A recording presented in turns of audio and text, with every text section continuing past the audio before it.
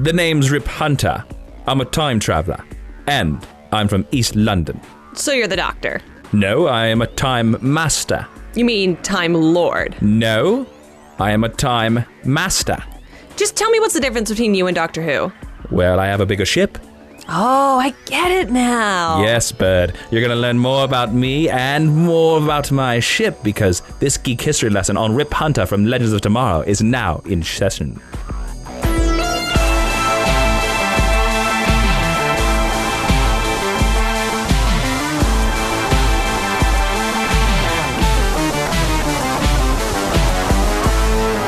Hello and welcome to Geek History Lesson. I'm Jason, time traveling Inman. I'm Ashley Victoria Robinson. Welcome to your Mind University, because you have stumbled upon the podcast where we take one character, construct, or time traveler from popular culture and tell you everything that you need to know about them. Yes, and today's lesson is about Rip Hunter, played by Arthur Darvill in DC's Legends of Tomorrow. He is a time master, and he's a little to known. He's not a very well-known DC character, but he is kind of considered the time traveler of the DC universe. So since he's a big part of Legends of Tomorrow, we're going to tell you everything you need to know about him. It's time to learn the secret history of this time traveler. Awesome. So why don't we jump into the first part of the show, which is the 10-cent origin, where we give you all the basic cliff notes about this character that you need to know for when you go to that timey-wimey cocktail party dressed as Rip Hunter and someone asks you who you are. Yes. And yes, the 10-cent origin for this is Rip Hunter was published by DC Comics, and his first appearance was in Showcase number 20. That was in May of 1959. Now, he was created by Jack Miller. Jack Miller is a name that you might not be familiar with, but he is a writer of many classic DC comics. And the artist was Ruben Moriera. And he's an artist known for Tarzan, House of Secrets, and the House of Mystery. Very cool. Now, his alter ego is Richard Rip Hunter, and his team affiliations are the Linear Men and the Forgotten Heroes. The Linear Men? The Linear Men, yep. I've never heard of them. Yep. His partnerships have been with Booster Gold, Supernova, and Gold Star. And cool. His abilities are he's a genius-level inventor, he's a time traveler, and he is skilled in fighting styles and martial arts from every era of history. But just to put this out there, he has no superpowers. But he's a genius-level intellect, just like everybody else. You can't be dumb. You can't be dumb in a comic book series. Can't be a dumb superhero. So next we're going to move into the meet cute. Ashley, what is the meet cute? Well, Jason, the meet cute part of the podcast is where we tell you the first time we encountered all of these people, or specifically this person, and how cute it was. Yes. Ashley, where did you first encounter Rip Hunter? I first encountered Rip Hunter when I saw an advertisement for DC's Legend of Tomorrow. Did you never read any of the Booster Gold solo series? I've read some of it. Well, then I literally don't remember ever hearing about Rip Hunter before he was going to be in the TV show. So it may be the case. This happens to me sometimes where I'm sure I read about that character, but he never stuck with me before I knew he was going to be a part of the show. Got it. So where did you first meet Rip Hunter? I met Rip Hunter in a little to known comic book series known as 52, which was one of DC's recently weekly miniseries, and 52 covered the lost year after the event Infinite Crisis. Booster Gold was a big part of it, and Rip Hunter was a small part of it because there was a scene where Booster Gold went to Rip Hunter's home and he saw a chalkboard, and it was full of mysteries and Easter eggs, and that was a big thing at DC at the time to decipher Rip Hunter's chalkboard. Oh, that's cool. And then also he's a main character of Booster Gold Volume 2, the solo series, and so that's where I've gotten to know Rip Hunter, and it's also probably the place where Rip Hunter has gotten the most exposure. Cool. So now we're going to move on into the History 101. Yes, the main time-traveling meat of the lesson, where we learn everything there is to know about Rip Hunter. Yep. So let me first start off by talking about a group called the Challengers of the Unknown. Okay. Now, the Challengers of the Unknown were these four adventurers. They're basically sort of the DC's version of the Fantastic Four. They're basically a quartet of science fiction adventurers. Mm-hmm. They were created by Jack Kirby. They debuted in 1957. Okay. And they were a smash success. Their comic books just sold like crazy. And this led to two other science fiction characters to be created. Cave Carson. Okay. And Rip Hunter. Okay. Second one might sound familiar. Yes. Now, Rip Hunter, of course, was the more successful of the two. Cave Carson kind of disappeared. And some of Rip Hunter's early appearances were actually drawn by Joe Kubert, very famous artist of Spider-Man and Sergeant Rock and all that stuff like that. Now, before we get into his fictional history, like all DC comic book characters, Rip is heavily affected by a storyline in 1985, Crisis on Infinite Earths. So his history will get muddy at a couple points. Okay. Originally, Rip's stories were told in Rip Hunter ... Time Master, which yes, they have the ... dots. Okay, so every time we say it, there has to be a dramatic pause. Rip Hunter ...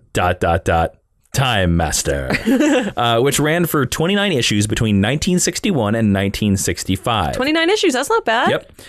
Rip Hunter was an ordinary man who used his time sphere, basically a bubble, and if you've watched any of the Flash season 1, you've seen one of these before, to travel through time.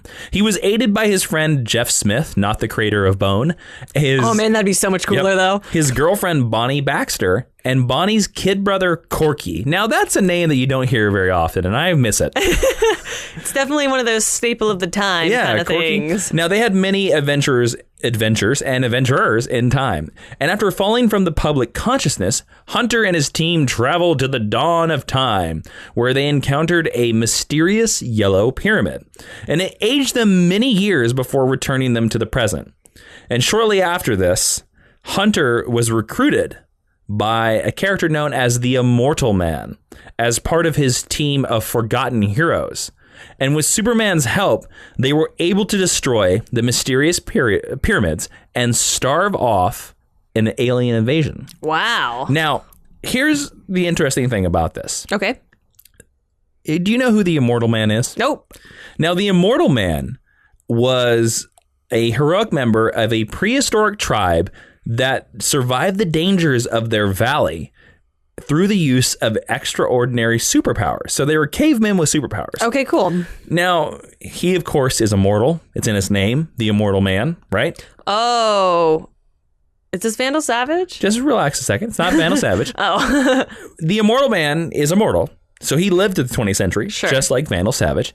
And in the latter half of the 20th century, he realized that Vandal Savage's power was growing too great for him to combat alone. Oh. And the Immortal Man gathered a group of once famous adventurers to form the organization known as the Forgotten Heroes. Interesting. And together with the occasional aid of Superman, they did their best to thwart Vandal Savage's plans and to battle evil all over the world. Now, I may be wrong about this, but doesn't this sound like an upcoming television show that's going to be premiering on the CW very, very soon? Maybe. Yeah, just saying. It's kind of a neat fact. I did not know about the Immortal Man. I did not know about the Forgotten Heroes. So it's kind of like, oh, they're taking this. Yeah, that's a deep cut in comics history. I wonder if the Immortal Man will be in the show. Ooh, interesting. Now let's move on with Rip. Okay. And after this point, Rip kind of sort of just gets used as a plot device and not a character. That seems to happen to a lot of time travelers. Yes. Well, sort of he becomes that whenever our characters or our superheroes need to travel through time. Hey, look, Rip Hunter. Ring, ring. Hey, Rip. Yo, what's up? I need to get I'm sorry, I'm British. I need to get back to 65 BC. Why would you want to go there?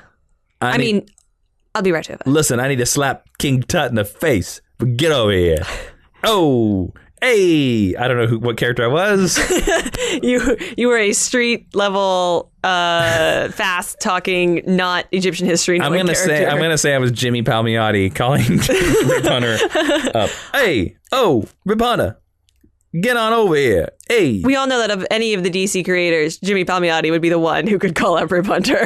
Jimmy, yeah, and I hope Mr. Palmiotti never hears this because he would slap me in the face. He's a very nice gentleman. He's lovely. Okay. And then, of course, after he's being used as a plot device, Crisis on Infinite Earths happened. Well, that was fast for a time traveler. Yes, it was. He traveled to the future. It's because there's a section of stories where all Rip does is just show up to let people use his time sphere. It happens to most characters throughout the Silver Age. Ashley, what is Crisis on Infinite Earths? If you're a longtime listener, sorry to interrupt you. If you're a longtime listener, you know what this is. But in case somebody out there is a first-time listener, we must tell them. This is for the children. So there was an infinite number of Earths, and DC editorial was like, there's too many Earths. There's too many Earths. And then there was only one Earth. And it was Earth 1. Hey, Rip Hunter, there's too many Earths. We got to do something about this. Well, I could drive my TARDIS sphere around and swish them all together. No, TARDIS sphere. Oh, you sound like John Travolta in Grease. Going up Grease time sphere, rolling up and down the road. All right, can't wait for that musical. Oh, it was a dumb joke. Okay, here we go. All right, so after. So the Forgotten Heroes, yes, right, the Immortal Man's group, they stayed together as a group until the Immortal Man was killed during the Crisis on Infinite Earths, the event you just told us about. But he's immortal. Well, he was killed. But he's immortal. But he was killed by infinite Earths. You're only immortal on one Earth, okay? On one Earth. When you try to go to the other Earth, you are mortal man. Yep, you're mortal man, yep. Okay. During that event, Hunter helped the heroes of the multiverse travel to the dawn of time where they were able to face off against the Anti-Monitor. And of course, that was the battle that effectively destroyed the multiverse and created the single reality of the new Earth. Now, after the reality was reset, Hunter reunited with some of his Forgotten Hero teammates, as well as some cosmic heroes, Adam Strange, Captain Comet, in a quest to defeat the Anti-Monitor once and for all. With the help of Brainiac, they journeyed to Apokolips, where the tyrant Darkseid used his advanced science to peer into the antimatter universe.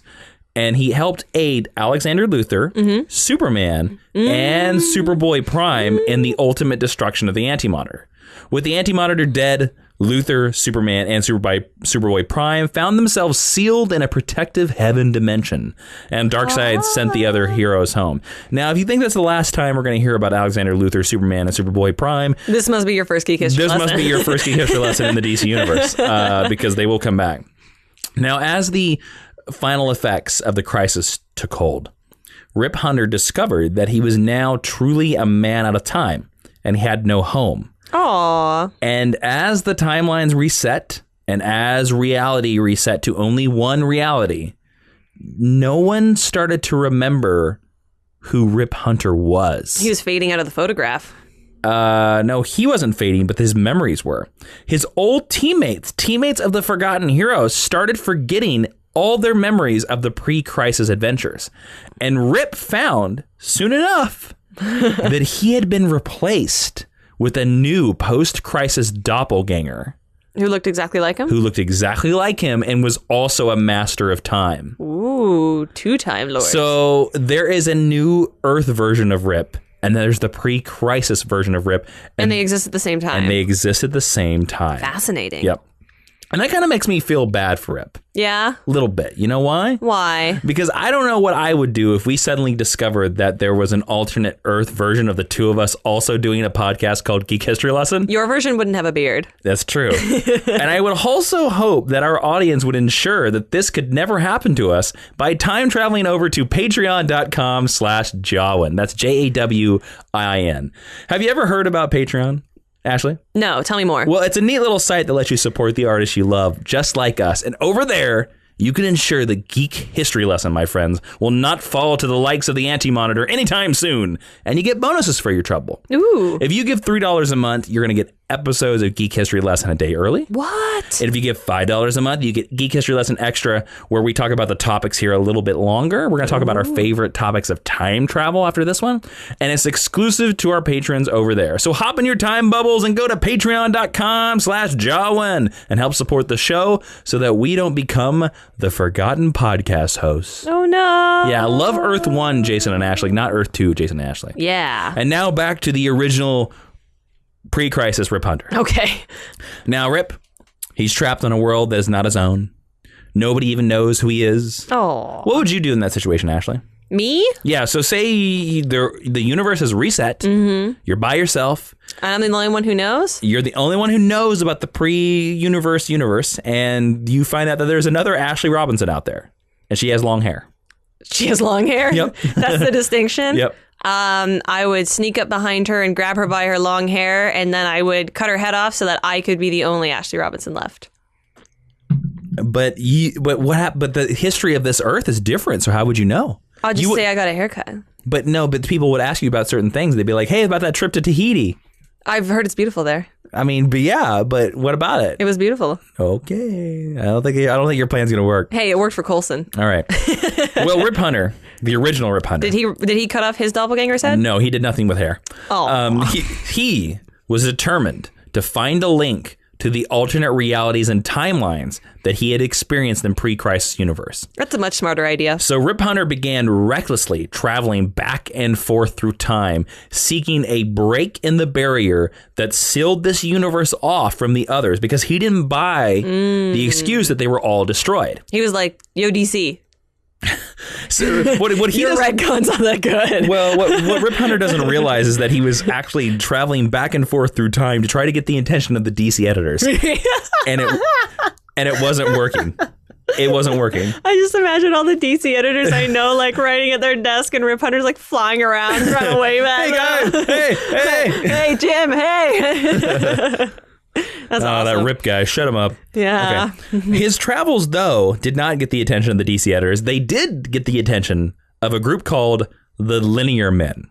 I don't know. Tell me who the Linear Men are. The Linear Men are basically a team of time cops from the future, and they are charged with the preservation of the integrity of the time stream. Okay. So they're sort of like a very good version of the Time Lords. But they don't like actually mess with stuff and ruin things. No, they only want to fix stuff, and they try to stop other people that try to screw up stuff. That's interesting.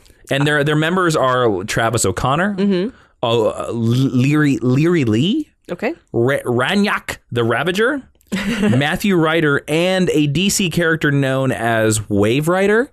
Now, Wave Rider is a character that his head glows energy, and he's usually either solid blue or solid yellow. He's a cosmic guy, and he always shows up in like 0 hour. You saw him in Convergence. Yeah. He's that kind of guy. He's a plot device. Yes, exactly. You could exactly say that. That's exactly like who he is, because he just... You only see him in time travel events, and he's supposed to be like a time. But anyways, he's one of the Linear Men. Yeah. He's probably the most important member of the Linear Men. I think it's interesting that the time cops are called like Linear Men because time isn't linear. Don't be so suburban. All right, let's get back to the Linear Men. Okay. Now, the Linear Men, they operate around a base called Vanishing Point, which might sound very familiar to you if you know anything about Booster Gold or Rip Hunter. Do you know what Vanishing Point is? I know it's a Booster Gold thing. Sure, because I just said it. Yep. Thank you. Vanishing Point is a metaphysical dimension that lies outside normal space-time continuum. It exists during the last possible moment in the universe, the last nanosecond before entropy ends everything. Maybe I did know that. At the center of Vanishing Point is a floating fortress, and it's something that I actually hope we really get to see on Legends of Tomorrow. I hope we get to go to Vanishing Point. Booster Gold and Rip Hunter use this base. It's basically a floating asteroid with a castle. You would have seen it. Oh, yeah. You would have seen it in The Return of Bruce Wayne. It's been a whole bunch of stories. I think it's 0 hour. You see it as well. So anyways, as I mentioned, the Linear Men were very impressed by Rip Hunter, and they recruited him into his ranks. And this is where the writers altered the appearance of Rip Hunter. Okay. And they used the stress of time travel as an explanation for those changes. Now, actually, what I think they were doing is they were trying to 90-ize him. Yeah. More pouches. Yeah. Well, he got white hair, and he got bionic implants. And from then on, he's only seen in a number of series that involve time or the manipulation of time, or most notably 0 hour. Okay. Ashley, what is the 0 hour miniseries and event? We've said it several times in this podcast. But I always think I'm going to remember it, and then I never, ever do. Listeners, I want you to challenge Ashley on her Twitter, @AshleyV.Robinson, to truly learn the meaning of 0 hour. I always think that 0 hour is the one where Superboy punches reality, but that's Infinite Crisis. That's like 10 years later. I know. Wait, is this the one with Superman and Wonder Woman and Batman? And they go away for a bit. That's Infinite Crisis. F. That's 10 years later. I don't know what 0 hour is. Tell me. 0 hour is the time traveling event in the 90s where they tried to remake some continuity mistakes from Crisis on Infinite Earths. All the issues got 0 issues. And Green Lantern, Hal Jordan, had become Parallax. Oh, that's right. And he'd gone crazy, and he was like, I'm going to remake the whole universe and bring back Coast City. And it's not quite right. Exactly. That's right. That's 0 Hour. So the Linear Men, of course, were a part of that. Okay. And Rip Hunter observed the time stream along with the other Linear Men, and he decided to take up their mission in interfering with outside events only when necessary to prevent changes to the overall time stream. However, we later learned that Rip Hunter was just biding his time. And soon we learned what exactly he was up to in the miniseries The Kingdom. Now, The Kingdom is a miniseries. It's a story arc that ran through a 2-issue comic book miniseries, and they had multiple one-shots, and it was in 1999. It was written by Mark Waid. Ooh, that means it's good. No. Oh, really? I'm sorry, The Kingdom is not good. Oh, Mark Waid usually means it's good. Here's why it's not good. Okay. The Kingdom, if you haven't figured it out already, is a sequel and a prequel to Kingdom Come. Oh, you're right. This book isn't good. Now, if you don't know, Ashley, do you know what Kingdom Come is? Will you explain to our listeners? Kingdom Come is set... It's a miniseries. It's a miniseries. Drawn by Alex Mark Ross. Waid. Drawn by Alex Ross. Set...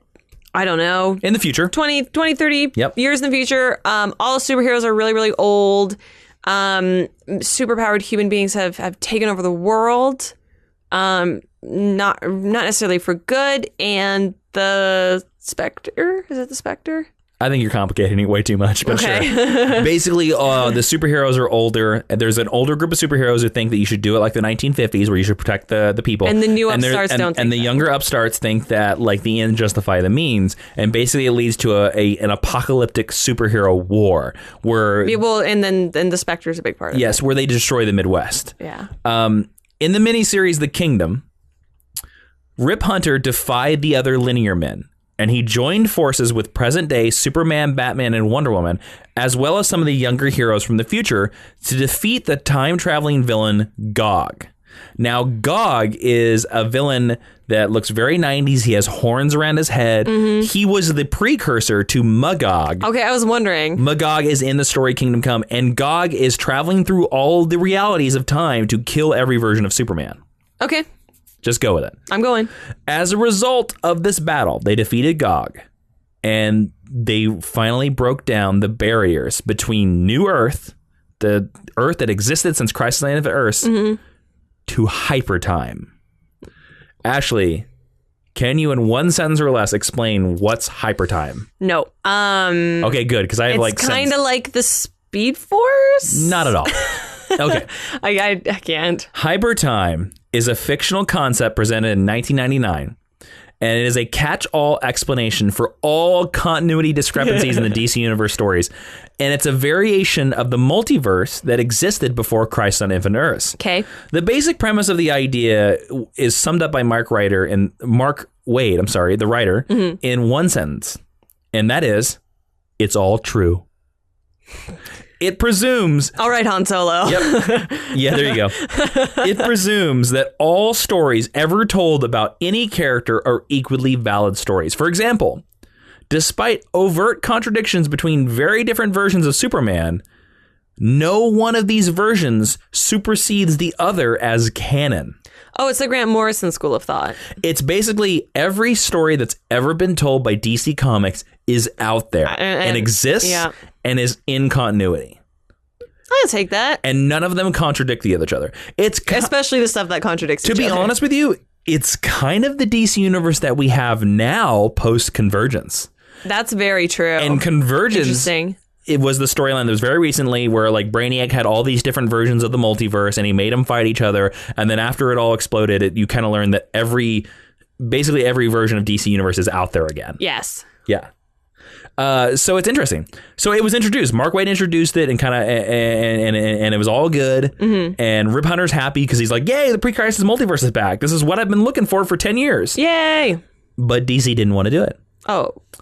But Rip Hunter did, and he wanted to revisit the alternate worlds and realities existed before Crisis. So as I said, In Hypertime, all the timelines that have ever existed continue to exist. And by breaking down that barrier, Rip Hunter was opening the door to infinite possibilities for adventure by traveling to multiple timelines. However, Hunter didn't have much opportunity to explore these possibilities. And shortly thereafter, the Linear Men, including Rip Hunter, were destroyed during the Imperiex onslaught. And Imperiex is a giant alien being who invaded Earth during Our Worlds at War, the storyline with Superman, which actually crossed over all the stuff. Although their consciousnesses survived, and they are eventually constructed new bodies for themselves, but they found that they had been driven insane by the Imperiex experience. And the quintessence, the overall beings that kind of watch over the DC universe, they disbanded the Linear Men and Rip Hunter, and they vanished them in a whirlwind. And whether or not this is the final fate of the pre-crisis Rip Hunter is unknown. This hurts my brain. Yes, that's why you just kind of ignored it. Although his fate and his actions breaking down Hypertime had far-reaching consequences. And as a result, Rip Hunter unwillingly opened the door for a little boy in a Superman costume to punch on reality and eventually break it down, letting Superboy Prime, Alexander Luthor, and Superman, remember them? We put them in a heaven dimension? Well, why did they want to leave? I don't know. Rip Hunter breaking down Hypertime was what allowed them to escape and allowed Superboy Prime to break through. Rip Hunter. Yep. Rip Hunter. The original version of Rip Hunter. You've done a bad thing. Well, he's vanished. He doesn't exist anymore, right? What? Rip Hunter doesn't exist anymore. What? Yeah, exactly. And now we're going back to the post-crisis version of Rip, or the doppelganger, as I called him before. Okay. Okay. Let's do that. Now let's learn about the post-crisis Rip Hunter. Okay. Who existed at the same time as pre-crisis. Who's now the only Rip Hunter? He is now the only Rip Hunter. So ignore pre-crisis Rip Hunter. Okay. Just ignore him. He doesn't exist. What? Who's Rip Hunter? What? Well, you should know who he is because he exists now. He's a time-traveling British guy. There you go. That's all you need to know. Post-crisis. Yep, post-crisis. Let's talk about him because I actually think he's more interesting. Great.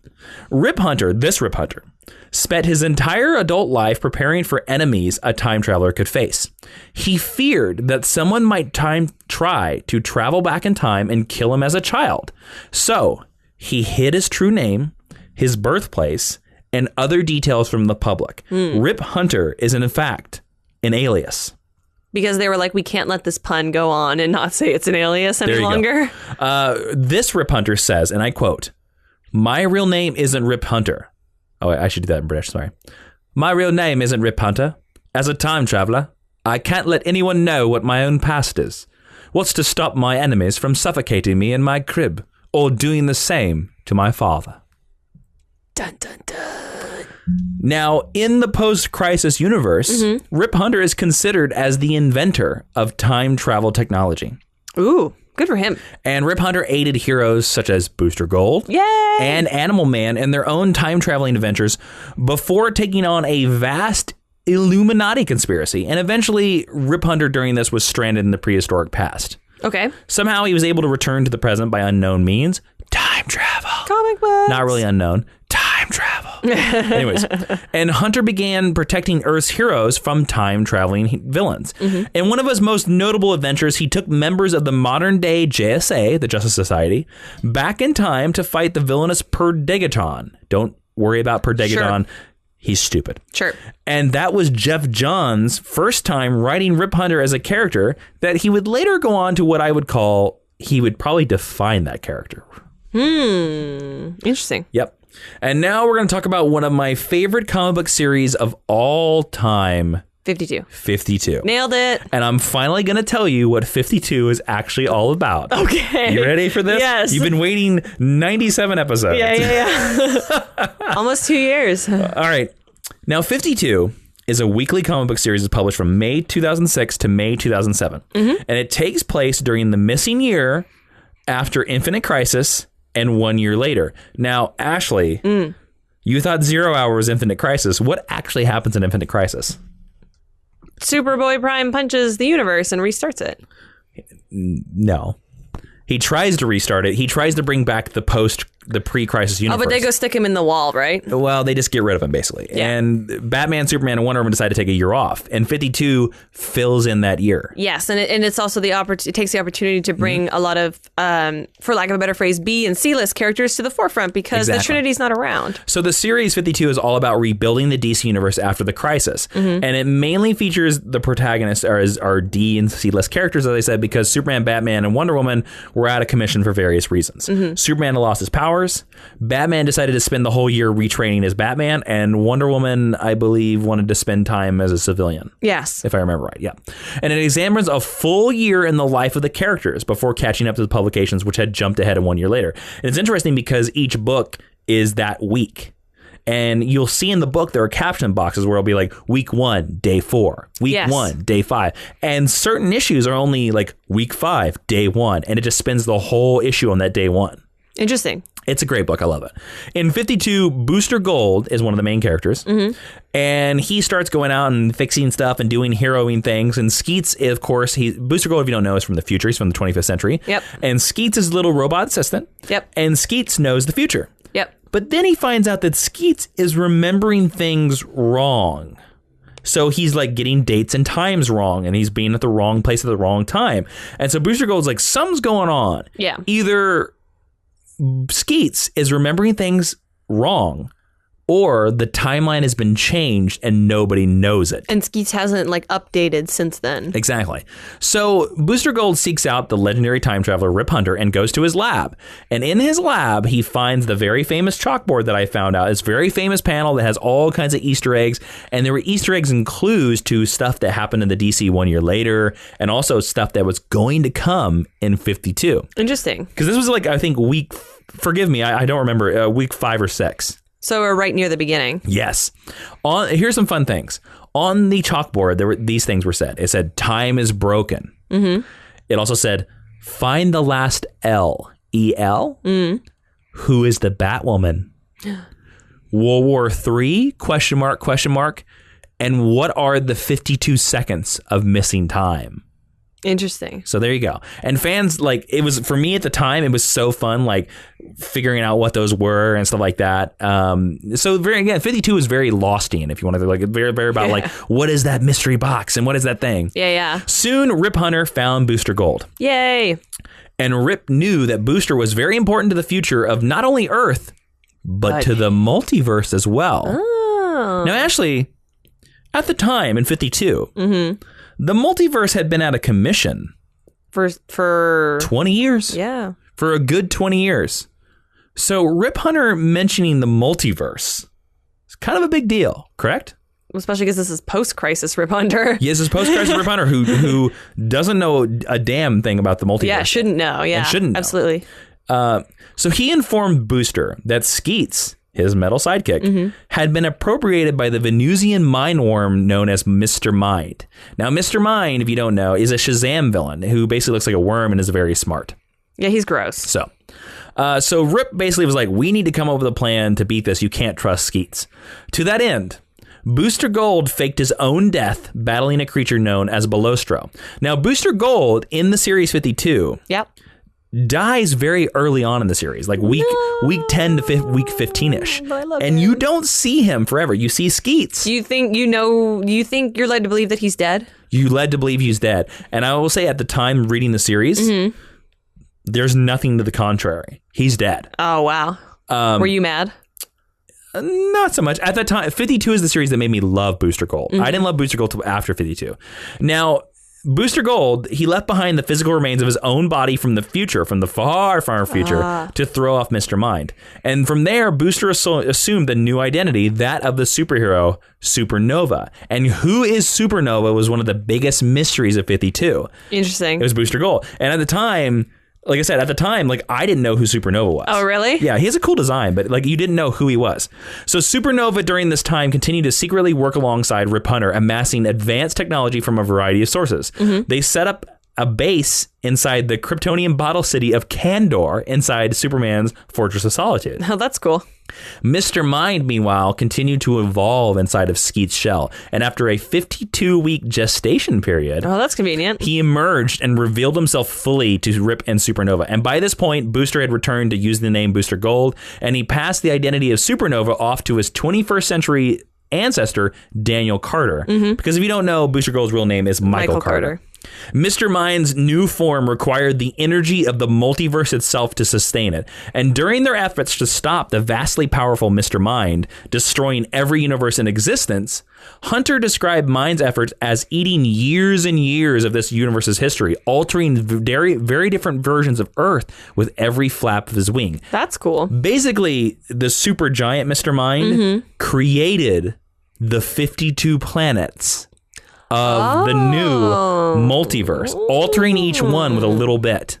That's cool.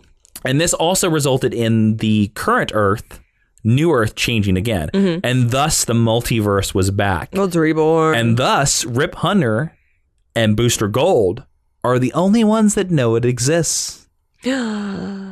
That's cool. That's so cool. Now, Hunter combines Suspendium, which is a DC Comics element, with Blue Beetle's Scarab and Skeet's damaged, discarded shell into a trap to contain Mr. Mind's new form. And Booster Gold and Supernova then hurled Skeets into the time stream, sealing off the time rift and leaving behind the little droid to trap Mr. Mind the Worm in a time loop, saving the 52 universes. Now, the time loop, just to let you know, are the missing 52 seconds. Alluded to on the chalkboard. Alluded to since the very beginning of 52. So Mr. Mind is now trapped in the beginning 52 seconds of this year, forever to live it forever and over and over and over again. That sucks. Yes. It also should explain to you a little bit why 52 stands out from some of the other weekly series, because it was co-written by Grant Morrison and Jeff Johns. And it is full of craziness. Yes. But I think that's awesome. It is awesome. Now, Rip Hunter warned to Daniel Carter, his ancestor, and to Booster Gold, Michael Carter, that they must keep the multiverse a secret because he was eager to explore it, and also because other people might exploit it. Of course. Soon, Rip asked Booster his help policing the time stream, and this was where the Booster Gold solo series Volume 2 launches. And initially, Booster refuses, but eventually changes his mind on the condition that Rip will help him break the rules of time travel, because Rip, of course, tells him about fixed points of time, and so there's certain things you can't change. Yeah. But Booster says, I will help you, but you must help me change the rules of time travel, and you must help me save the one person who always believed in me, Ted Kord, the Blue Beetle. Yeah. Now, Ashley, how did Ted Kord, the Blue Beetle, die? He's killed by Checkmate. And then he's dead for a little while, and then he's not dead. No, he's always dead. Well, he's a Black Lantern for a second. Yeah, but then he goes back dead. But he's killed in the lead up to Infinite Crisis, basically. Yes. Now, soon, Booster and Rip have many adventures. They encounter Barbara Gordon on the night of her being paralyzed by the Joker. They save Booster's sister Michelle from death. They fight Starro. They help Dick Grayson become a better Batman. And they even help Superman and Green Lantern search through time for the time-lost Bruce Wayne during the Rest in Peace storyline, during the Batman Lost Through Time Final Crisis storyline. Now, all of this was using the ruse that in the public, Booster was the world's worst superhero. And this was to help him maintain a cover, because so that no time travel villain would consider Booster Gold a real threat, go back in the past and kill him as a child when so deemed. Now, you may be wondering here, why am I talking so much about Booster Gold? Jason, why are you talking so much about Booster Gold? Well, because Booster Gold is very important to Rip Hunter, and you're going to find out here right now. Okay. The truth of Rip Hunter was finally revealed in Booster Gold 1 million. Because Booster Gold series, because they were the time travel series, they tied back into DC 1 million, the storyline. They also did a Zero issue to tie into Zero Hour. Oh, really? That's Booster so weird. Yeah, so they did those kind of things, but I always thought was fun. I thought it was cool. Booster Gold's, we're going to get to it in the recommended reading, but Booster Gold solo series, great series. Cool. It was revealed in that issue that Rip Hunter is Booster Gold's son. Yep. And that Rip was training his dad to become a future Time Master. Now, Booster doesn't know that he is Rip's father. And it is actually revealed in this series, and this is the coolest thing to me. It is revealed that in the DC universe, Rip Hunter is like the most amazing time traveler ever. He's done so many things. He's done this, he's done that, he's done this, he's done that. You learn in this series that actually wasn't Rip Hunter, or the person that we know as Rip Hunter. That's actually Michael Carter, who will do that in the future. Daddy Booster Gold. So Booster Gold will grow up, do all these things, and then attribute them to Rip Hunter. Yeah. And you eventually learn that Michael Carter in the future, Booster Gold, will form the Time Masters. That's cool. So, and you also in that same series, you see future Booster Gold you see the exact moment that he sends Rip back to train him. Oh, that's cool. You know, so he's almost a self-fulfilling paradox. But I think that's so cool that it gives us something to Rip Hunter that he had been missing. Instead of him just being like a story plot device, he now has depth. He now has a story. God, I hope Booster Gold's in the TV show. And I hope Booster Gold is in the TV show like much. crazy. And then Flashpoint happens. Yeah. What's Flashpoint, Ashley? Barry Allen misses his mom, runs back in time, saves his mom, ruins everything. Yep. And resets the whole universe into New 52. And makes the New 52. And everybody gets a lot more lines on their costumes. Yep. Now, Booster Gold is in the New 52, but Rip Hunter isn't. And Rip Hunter isn't. I mean, not until, they make the tie-in TV show. Well, no, actually, Rip Hunter is seen. Let me finish. Oh, okay. Rip Hunter isn't seen until Convergence, the storyline I was telling you about that was very recently happened, where basically you find out that Brainiac has a bunch of the old multiverse worlds from the very, very far, far past. Yeah. And he's holding them. And Rip Hunter is there. You know who also is there? Nope. The original Booster Gold. Oh, that's cool. The post-crisis Booster Gold, the Booster Gold that I told you about through all of 52, is there. Oh. And the New 52 Booster Gold meets the original Booster Gold. And here's the thing. The New 52 Booster Gold meets Rip Hunter, and Rip's like, oh, yeah, Booster Gold's my dad. And he's like, whoa, are you going to be my son? And Rip Hunter's like, I don't know, your timeline's different. Oh, weird. Yeah. So you find out that his father and him survived Flashpoint. And they have been trying to bring the multiverse back. They have been trying to reset it back to where it is before Flashpoint. But however, the original Booster Gold, he's much older and he's dying because he's had to travel through time and realities unshielded. And Rip saves him the only way he knows how, by getting the New 52 Booster Gold and him to help him take his father to Vanishing Point. And inside the heart of Vanishing Point is a chronal field that connects through all time. And he has the New 52 Booster Gold put his father into that energy field. Now, it works. It saves the pre-New 52 Booster Gold, and it transforms him into Wave Rider, the creator of the Linear Men. I really like that. And that's kind of nice. I thought about leaving that a mystery, but I kind of want to tell you because if we ever do the Booster Gold lesson, that's where it's going to end. Yeah. Booster Gold, the future Booster Gold, after forming the Time Masters, after sending Rip Hunter, becomes Wave Rider, which I think is so cool. Which is funny because Wave Rider is always blue or yellow. Yes. Right, and Booster's colors are blue and yellow. Gold, but yeah. And that is where the last time we have seen Rip Hunter. He saved his dad, and that's the last time we've seen him in the comic books. I think he'll get a comic sometime in the coming year. I think totally you will. Yeah. But that just goes to me like, man, I miss the pre-New 52 Rip Hunter and Booster. Yeah. And now since they've done that storyline, it is such a self-fulfilling and really cool paradox. And it's so cool, and it means so much. It just means so much to me now that I'm just like, oh my God, we need to see some of that in Legends of Tomorrow. Yeah. I don't know though. Like, I could see them holding off on Booster until the second season because that cast is really packed. Well, we'll get to it. Okay. Well, real quick, in other media, okay. Rip Hunter appears. That's it for comic books. Yeah. In other media, Rip Hunter appears in Batman: The Brave and the Bold in an episode called "Time Out for Vengeance." He's voiced by Brian Bloom, and he helps Batman: The Justice League International travel through time to save other versions of Batman. Cool. Rip Hunter is first mentioned in the first season finale of The Flash Fast Enough by Eobard Thawne as the creator of the time bubble. Yep. And then Arthur Darvill, as I said, portrays Rip Hunter in the upcoming Legends of Tomorrow. Yep.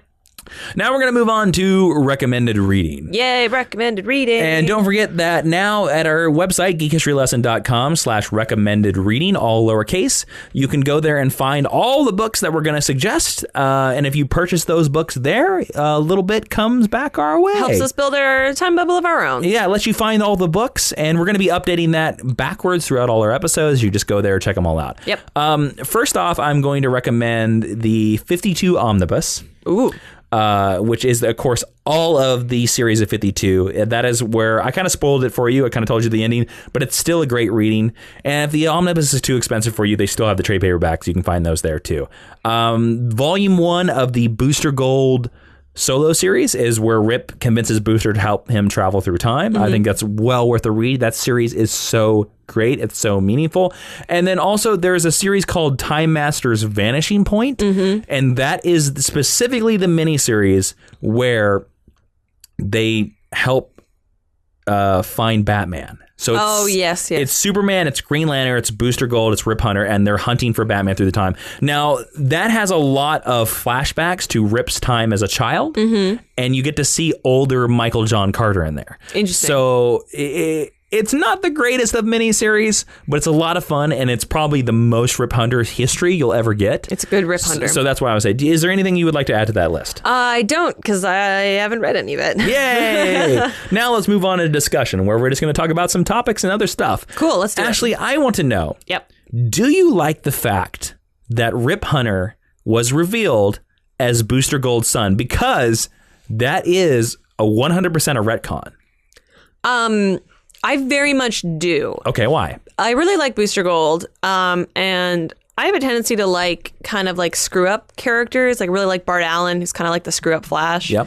And Booster Gold is like the ultimate screw up, but also not. Okay. Because as soon as he figures out like what he's good at and how he can help, he's a hero. Like he ascends to that through all of the crap and all of the goofiness, that come from like him and blue and gold, whatever. And I think that I think it gives Rip Hunter like a bigger utility, and it makes him something more than a plot device because. I mean, he's probably existed for longer. I don't know when Booster Gold was created. He's probably existed for longer than by Booster Dan Gold. Jurgens. There you go. Rip Hunter existed longer, yes. But I think that because Booster Gold was more well-known, more popular, and just, generally probably a more interesting character, that because they could do the exact same thing, tying them together not only gives Rip utility as a descendant and also as proof that Booster was able... We'll get there. Yeah. 1986 is when Booster Gold was created. There you go. Like, that's such a wonderful idea in that, and it gives an emotional life to Booster Gold that's usually one of the things that's more lacking in his character. Got it. So I really like it, yeah. What do you want to see from Rip Hunter in Legends of Tomorrow? What's one thing you want them to do, and what's one thing you don't want them to do? I want them to do Booster Gold. Yeah. Besides that, one of the things that I like the most about Matt Smith's Doctor Who, and I know that you like this as well, and you said it many times, is that he feels very alien. Yep. And I know that Rip Hunter is not an alien, but I would say of the cast, he is probably the most eccentric, and he's the most like out there and kind of abstract concept.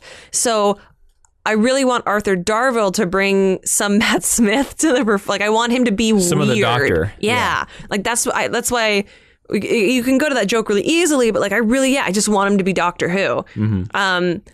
That's what I really want. I want these like weird references and like strange technologies, and I want him to be a leader, because I think they're going to try to make the Atom the leader. I think so. And I personally think that's a mistake. That's just my taste and my opinion of Brandon Routh. Mm-hmm. I want Rip Hunter to be the guy in charge.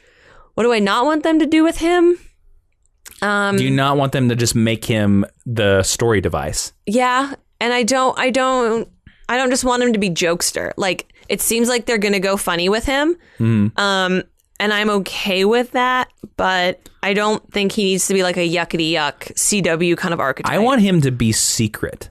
I want You want some mystery? Well, I actually hope this is my hope, and I haven't seen any of the show. I have no idea. And again, we haven't seen the show yet. Nope. I want them to play with the mystery of him. I want the characters of the team to never be sure whether Rip's telling them the truth or not. So do you want something like what we got in The Dark Knight with the Joker, where you see different scenes of him talking to different people and he's telling them contradictory things about his past so that no one can figure it out? That could work. Not quite that, but like more of the fact that like these characters are like, well, tell me about this thing. And he's like, I can't because it'll break the timeline. Oh, spoilers. Yeah. Spoilers. I can't tell you how you're going to die. I can't tell you, whether you're going to live through this. I can't. Because he would know every one of their death dates. I also think it'd be interesting. There's a room for a lot of really interesting interaction between him and the Hawks, because the Hawks die and are reincarnated over and over again. And maybe he knows them in the future. Yeah. Or maybe he's encountered some of their past and future selves. Yeah. Like, that could be super interesting. Yes. Agreed. Oh, well, here's hoping. I think the trailers look awesome, and I'm really excited to watch that show. I hope so. I think it's a big cast. Oh, yeah. I think it's a big cast. Nothing wrong with that. No, but not something that we've seen a ton of before. There you go. Let's move on to the teaching tweet. Yes, in 140 or 40 or characters or less, Professor Jason, please sum up Rip Hunter for us. Rip Hunter. Screw DeLoreans. He travels time. Let me start this over again. I screwed that up. All right, here we go. Rip Hunter. Screw DeLoreans. He travels time in a bubble. He's got a famous dad. Hashtag time travel. Hashtag multiverse. Hashtag woo. Woo! Rip Hunter's a woo girl. Yeah. Woo! I think it's very accurate. There you go. Cool. That's it of Rip Hunter. Did I solve the mysteries of his history for you? The mysteries of his history were definitely solved. Yeah. Are you more intrigued by Rip Hunter? I'll be honest with you. I was really worried that this was going to be a very short lesson when I started writing it. Sometimes there's just not a lot to them. Yes, exactly. And he's very much a plot device character. Mm-hmm. But when I got into his history and like all that stuff, I now am so much more engaged in Rip Hunter. And now, to be honest with you, I feel a personal connection to him. Oh, really? Yeah. So now I know I'm going to be very judgmental about what they do with him on the show. Interesting. Because I'm like, no, he's mine. I'm interested. There's some stuff that I'm interested to go and read now. Okay. So, yeah. I think you totally need to read 52. Mm-hmm. And I think then you need to walk right into the Booster Gold series. I've read the first trade of the Booster Gold series. Yep. It's called 52 Pickup. There you go. And that's it for this Geek History lesson on Rip Hunter. Thank you guys so much for listening. As always, you can download and listen to this show on iTunes, SoundCloud, and Stitcher. And if you do us a favor, please go give us a like and a rating and a review on all those sites, because it helps other listeners find the podcast. It's very important for search algorithms. Yeah. So, and also we want to make sure this podcast lasts till the 25th century. So let's make sure that Rip Hunter can listen to Geek History Lesson in the future and hear us talk about him, us, him.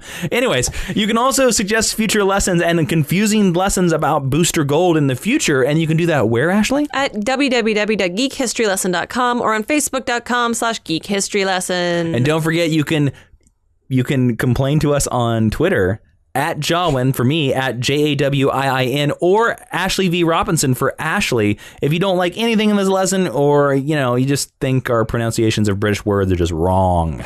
So you can just do that over there. And don't forget, patreon.com/Jawin. You can get Geek History Lesson Extra, that exclusive podcast. We're going to be talking about what our favorite version of time travel is over there. Ooh, interesting. So if you want to hear that conversation, head over to patreon.com/Jawin, JAWIIN. Thank you guys so much for listening. We'll see you next week with another Geek History lesson.